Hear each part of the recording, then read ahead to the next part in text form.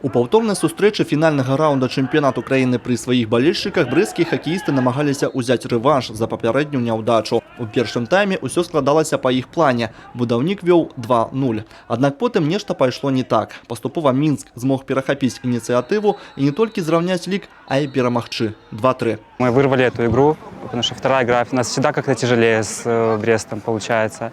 Но мы ее, как говорится, выиграли и очень рады. Супрацьстаянне працягнецца ў сталіцы, дзе ў будаўніка няма права на памылку, інакш чэмпіёнамі Беларусі стануць мінчане.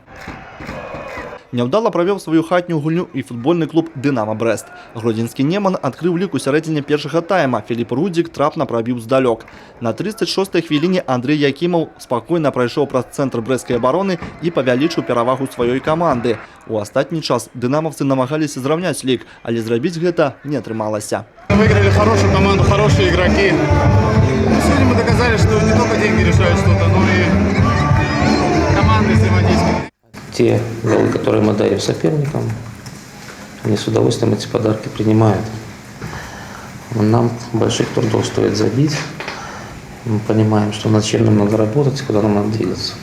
Па выніках 13-го тура чэмпіянату краіны па футболе «Дынамо» засталося на 11-м радку табліцы. Наступную хатнюю гульню яны правядуць 1 ліпеня. У суперніках футбольны клуб «Гомель».